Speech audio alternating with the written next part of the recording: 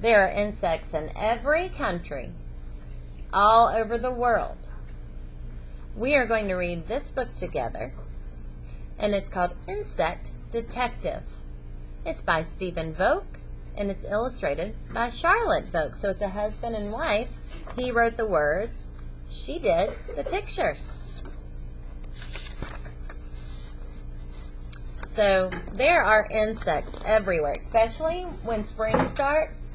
We really start seeing a whole lot of insects. And during the summer, what is this thing called? Dragonfly. A dragonfly, right. Right now, all around you, thousands of insects are doing strange and wonderful things. But you can't always see them right away. Sometimes you have to know where to look.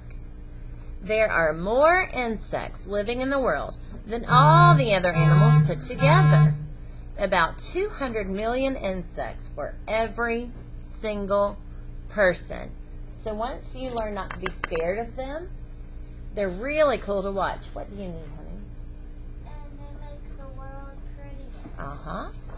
Listen, over by the fence. Can you hear a scratching sound? A wasp is scraping away at the post with her strong jaws. She's collecting wood.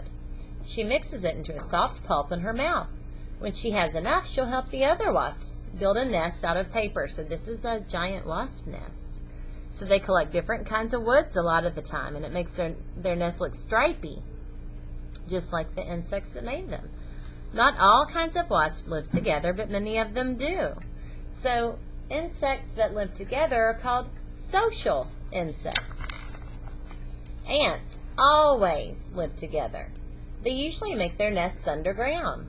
Finding an ant's nest is easy. First find an ant, then follow it. It might stop to chat with some other ants along the way. Ants can communicate by touching their antennae together. This is how they talk. They touch their antennae together. But after a while, the ant will head home, and you'll be able to find out where it lives. Like all insects, ants have 3 main body parts. Do you remember what they are? We just sang the song. Head, thorax, abdomen. Head, thorax, abdomen, abdomen. Head, thorax, abdomen, abdomen. It's hard to say. Solitary bees live by themselves. That means they live all alone. This female solitary bee is busy collecting food from spring flowers. She'll store it in her tiny nest so that it will be ready for her when eggs hatch. This is important. There's A-L-L. What's that spell? All.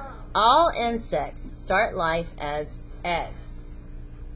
They all start their life as eggs. Solitary bees make their nests in holes in the ground, cracks in the walls, or in tiny cavities that have been left by other insects. Many animals like to eat insects for dinner, so some insects use camouflage to blend in with their surroundings. Look at this crinkly brown leaf. Can you see a crinkly brown herald moth too? Do you see the moth hiding on the leaf? Yes. Is that it? No.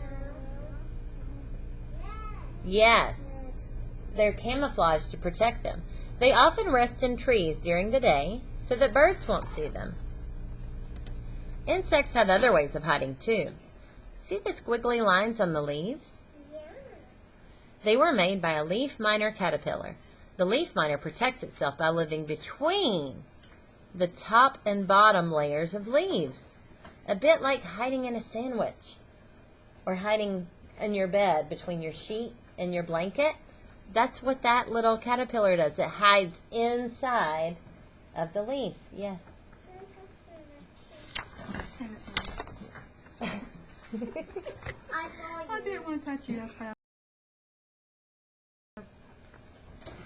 Lift up a stone, and you might see an earwig scuttle out. They look like they have little pinchers in the back. They like to hide in the damp and the dark.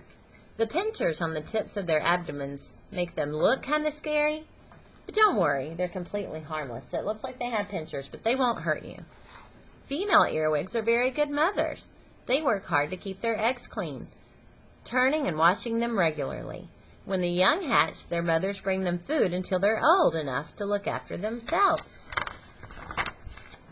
Of course, you might find some creatures under there that aren't insects. Is a spider an insect? No. Neither is a centipede or a woodlice, or what that's called a pill bug, or slugs. And once under a rock I found a baby frog. It's easy to tell whether something is an insect or not. All you have to do is count the legs. 1, 2, 3, 4, 5, 6. If it has 6 legs, it's an insect. If it doesn't, it's not. Is that easy enough? Yeah. If you're lucky, you might even find a colored ground beetle gleaming in the sunlight. It's like discovering a precious, precious jewel. But ground beetles aren't just pretty to look at, they're excellent hunters too. At night, they go out hunting for slugs and snails, which makes gardens very happy, because slugs and snails are not good for gardens. No, because they eat them. Right, they eat the gardens. Perhaps the greatest insect hunter of all is the dragonfly. Even the name sounds fierce. But don't worry, they won't come chasing after you. Dragonflies are much more interested in catching things like flies, mosquitoes, and gnats. Some will even snatch a spider from its web. On summer days, when the air is still, you can see their wings sparkling in the light as they hunt, twisting, diving, and plucking flies from the air. Dragonflies are fabulous flyers. They have 2 sets of powerful wings, which they can use to hover, change direction, and even, this is cool, to fly backward. It's hard to believe they started life in the water, because when dragonflies are first born, they look like they are dragonflies, except they don't have wings yet. They look the same, they just don't have wings yet. Dragonflies lay their eggs in ponds or slow-moving rivers, where they hatch out into small dragonfly nymphs. A nymph sheds its skin many times until it's fully grown. Finally, it climbs out of the water and rests on the stem of a plant. As dawn breaks, its skin splits open, and a beautiful dragonfly emerges, unfolding its wings and drying itself in the sun. So, can you remember when an animal changes into something completely different? Do you remember what the fancy word is? Anybody? Metamorphosis. So, wait until after our story, okay?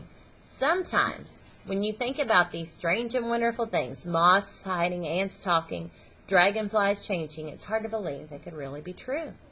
But you don't have to take my word for it. All you have to do is open the door and step outside. So you can be an insect detective. So if you want to see what beetles are living near you, you can put a jam jar in the ground.